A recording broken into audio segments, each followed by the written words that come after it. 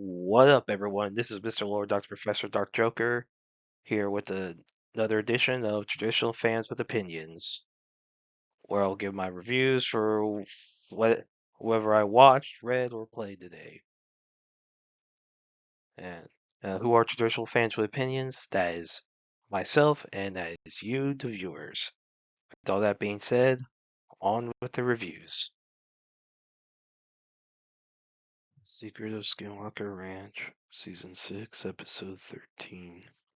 So in this one, the team does some lab tests on the ceramic compared to regular ceramic, and shown that the Mesa ceramic doesn't cool down with liquid nitrogen as quickly as regular ceramic does, so it stays warm longer. So basically it's similar to I guess spacecraft ceramic, and then it is a superconductor.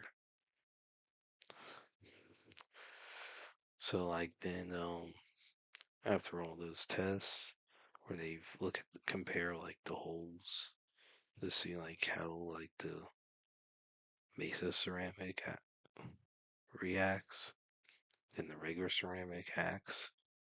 They then later do some tests where they basically you see these explosions within the bubble in order to basically see how it behaves and all that, with rockets and all that. But equipment breaks, of course. Something always breaks, something always goes bad. So yeah, I liked the test. I liked all the stuff with the lab test with the ceramic. That was really interesting. And all stuff with the magnet. It was called the Weiser effect. But yeah, I thought it was, yeah, the Meissner effect. So yeah, I thought this was really cool. So yeah, I really like this episode. Looking forward to the next one. Reborn as a vending machine, I now wander the dungeon. Season 2, episode 9. So in this one, so Boxo's group fights their way through the forest in order to find the Stratum Lord. And while they're, stopping, Boxo takes various forms, give people ramen, soba, and burger seed. Then later, Kikoyu provides some meals as well. And it's revealed that fire is forbidden in the Stratum because it actually hurts the Stratum Lord. So the group then builds a public bath out of wood made from the trees. And there's a whole deal of, the women don't want the men peeping on them. Boxer's placed nearby, and he is able to see them. Lamis is oh, if it's Boxo, I don't care. But then, Boxer's asks Lamis to just place him outside, just out of respect to them. While Botan and Kuroyada are standing guard to keep the men from peeping on the women. Then the forest catches fire, but due to how big the fire is, there's a risk it could destroy the humans who are turned into trees. So Kuomi's idea is to pour gasoline on the fire to make it so that the fire will clear out the trees and then move it away from the Stratum Lord so that it controls the flow of the fire. So more of a controlled burn. Now Boxo loses a lot of points when he protects everyone with his barrier, so everyone else gets him some money.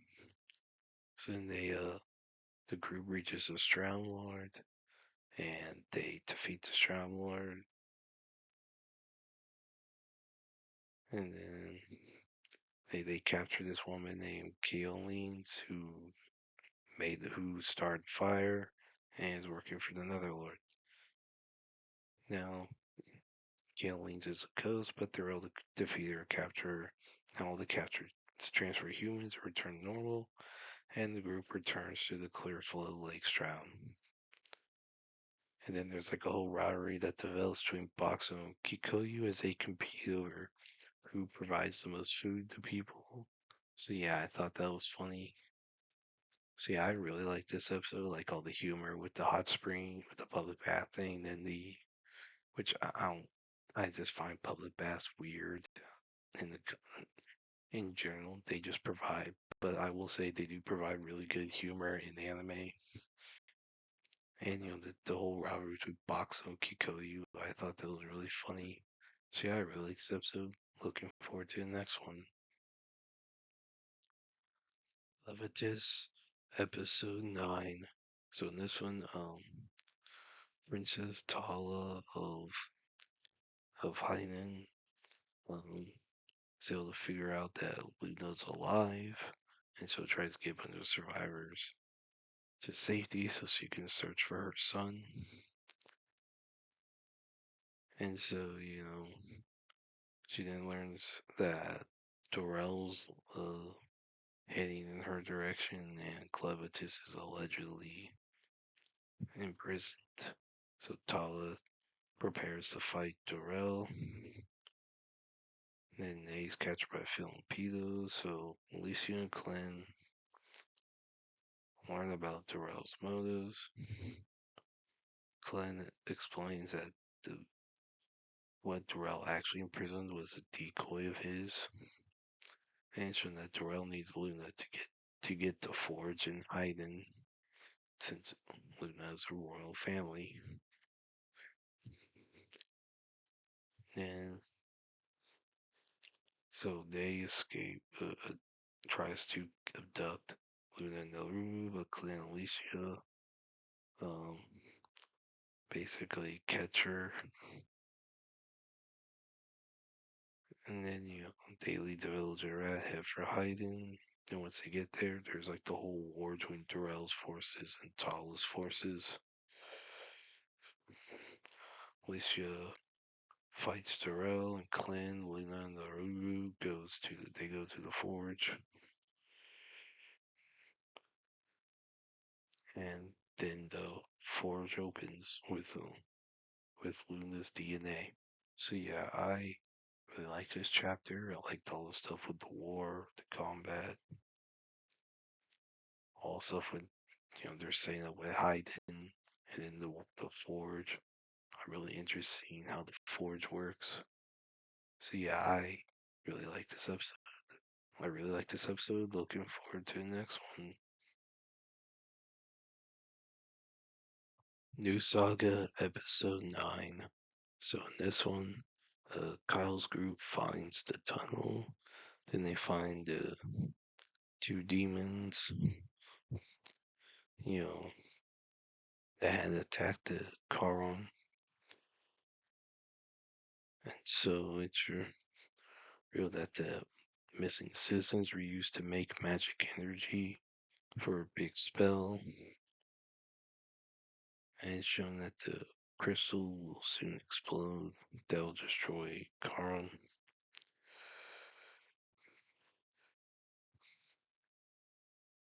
And Kyle finds backs and gases, and it's revealed that Karn's mines that made the city wealthy are going to run dry very soon.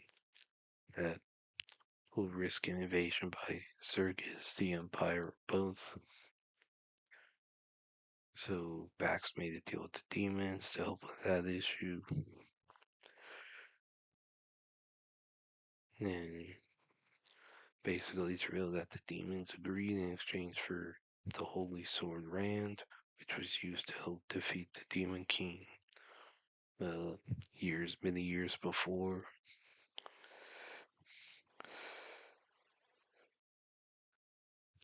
And Kyle reveals that the spell will destroy Charon and that the demons ever plan to help Bax. So the demons then try to the male demon who's there just tries to kill everyone, while the female demon kind of wants to, wants to leave since the Demon King told him not to kill too many humans. And Theron finds Rand, which draws the demon's attention, which will lead to the next episode. So yeah, I really like this episode. Liked all the stuff with the demons. The tunnels look cool. And Max's motives. This is a guy leading the cities, wants to help his people.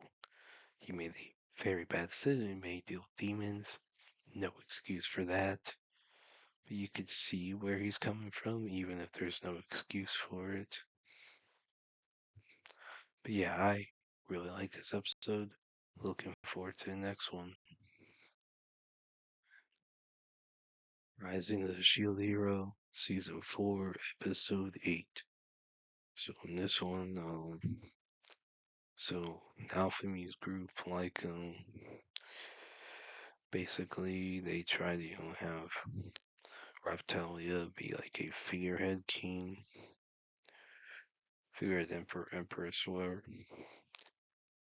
Now, a bunch of the locals are passed out drunk from Sadina, beating them in a drinking contest. Yeah. And then,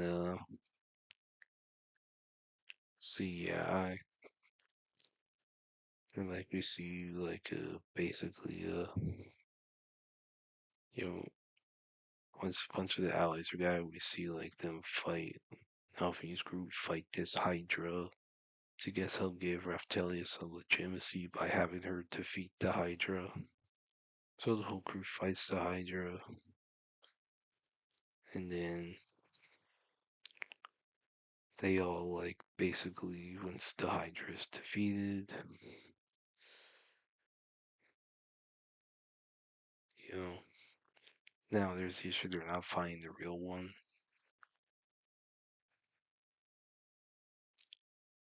And then yeah, I thought this was a decent episode. Looks like there's something with Philo. There's some of the locals in Quinlow when they see Philo's color scheme, over feathers. There, so I guess there's some advantage that could come into play there. Don't know what, but yeah, I thought this was a decent episode. I thought it was fine. That was a decent episode. I'm looking forward to the next one. Well, Teacher Nube, 2025, episode 9. So in this one, Nube sees a Sashiki Warashi, which only he can see. Other people can't. People who can't generally see yokai, they can't see the Zaru Sashiki Warashi. Now this type of yokai can bring good luck to people, which really benefits students. They do very well on assignments and in gym class.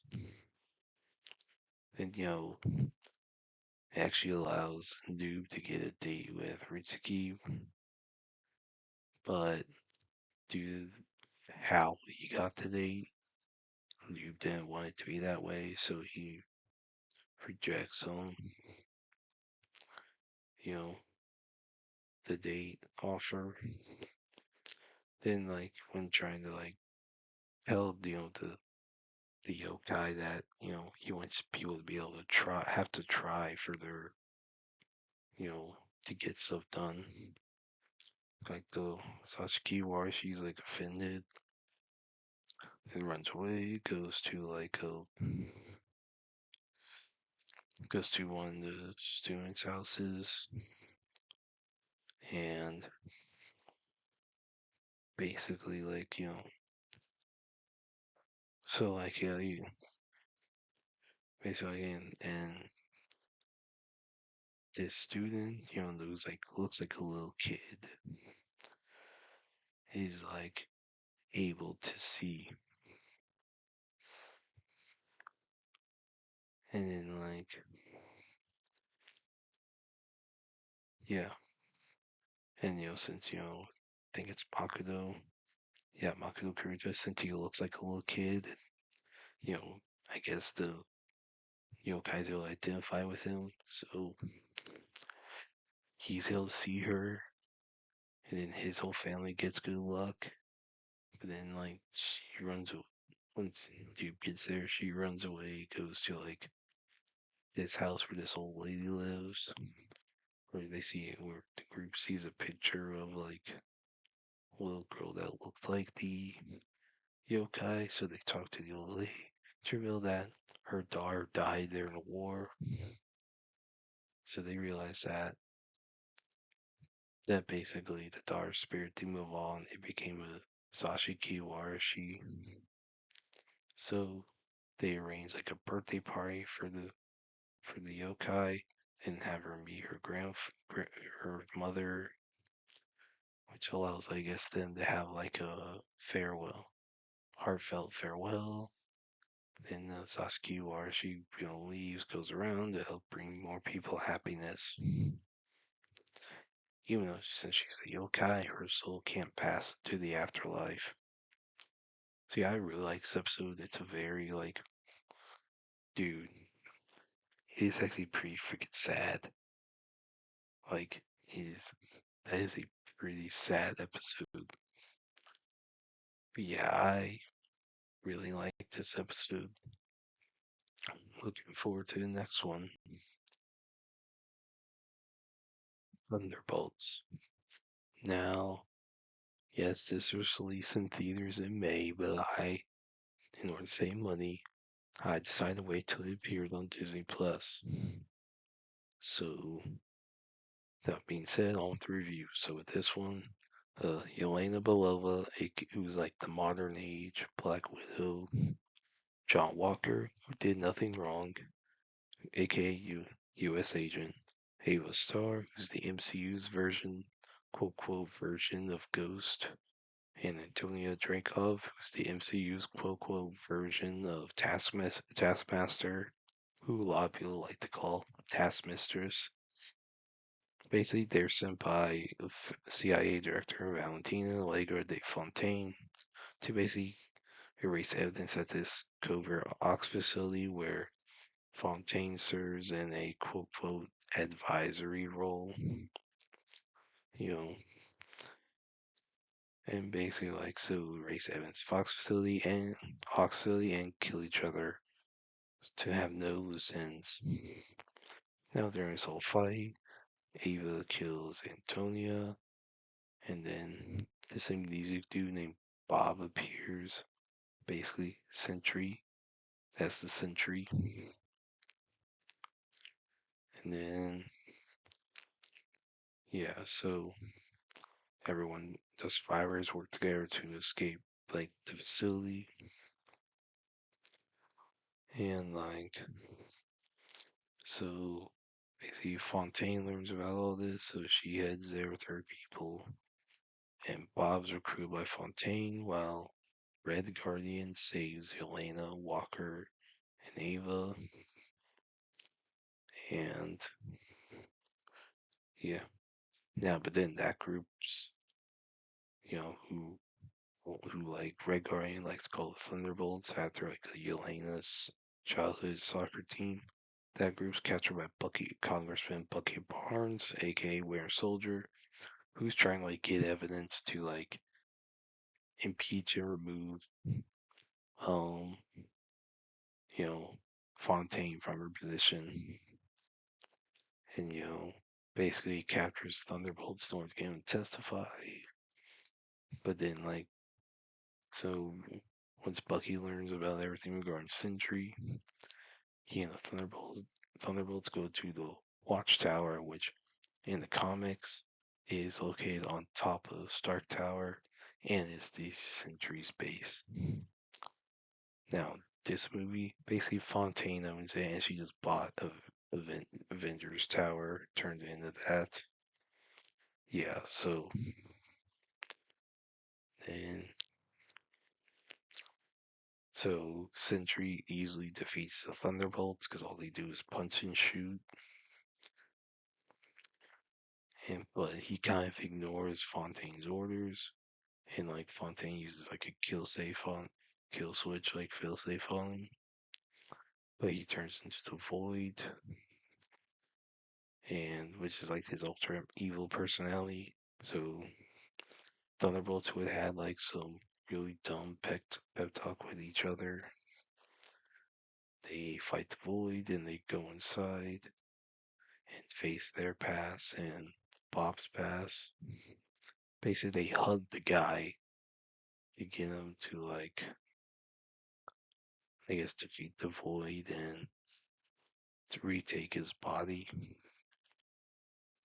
Yeah, then like a so Fontaine or Face calls like Sentry Thunderbolts and Bucky the new Avengers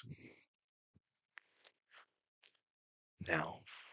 And Yelena tells Fontaine that basically they own her now. And 41 Slayer basically saying while there's like issues with space going on, like it's like there's conflict in space that Earth has to be concerned about. Sam Wilson's filing a trademark lawsuit against the new Avengers. I mean, because it's part of the whole question that within the movie and within fandom, it's like, who are the Avengers right now? Like, who are they? But yeah, I didn't like a spaceship when the Fantastic Four spaceship crashes. See, yeah, I was not a fan of this movie. It's boring. It's not really like it's not the worst thing ever, but it's kind of boring. It's like no, all the acting's flat.